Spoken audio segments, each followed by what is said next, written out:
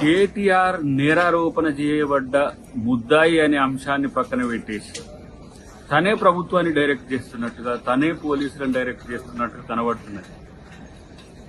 నిన్ను ఏసీబీ విచారణ చేస్తుంది. ఏసీబీ నువ్వు విచారణ చేస్తలే. ఏదో వెనకటికి బ్రహ్మానందం అలీ దాంట్లో అలీ మిషన్ డిటెక్ట్ చేసినట్టు, అలీ మిషన్ చెక్ చేసినట్టు నువ్వు ఏసీబీని చెక్ చేయాల్సిన అవసరం లేదు, ప్రభుత్వాన్ని చెక్ చేయాల్సిన అవసరం లేదు. గుర్తుపెట్టుకుంటే మంచిది.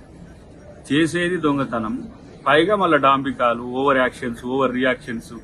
నిన్నెవరు అడిగింది, ఎవరు చెప్పమన్నారు? అవన్నీ ఇంటర్నల్ గా జరిగే వాటిని, పోలీసుల ఇంటర్నల్ గా జరిగే వాటిని బయట చెప్పొచ్చా? ఇంటరాగేషన్ అంశాలు బయట చెప్పొచ్చా? ఆ సోయి కూడా లేదా? మీరు గతంలో నర్సింహారెడ్డి గారి కేసులో ఎంక్వైరీ కమిషన్ ఎట్లా అంశాలను చర్చించిన అంశాలు బయట పెడతాని మీరు కోర్టుకు పోయిండ్రు. ఈ లోపల జరిగే అంశాలన్నీ బయట చెప్తున్నట్టుగా నాకేం అడగలే, నేనే అడిగినా, నేనే చెప్పినా అని చెప్పి ఏవైతే డాంబికాలు ఉన్నాయో ఇవి బంద్ చేస్తే మంచిది.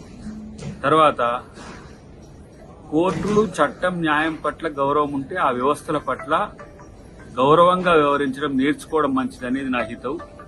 రేపటి రోజున ఏం జరుగుతుందో ప్రజలు చూస్తారు, ఇలా లోకంకి తెలుస్తుంది. కానీ నీ యొక్క ఓవర్ యాక్షన్స్ బంద్ చేస్తే మంచిది అనేది నా యొక్క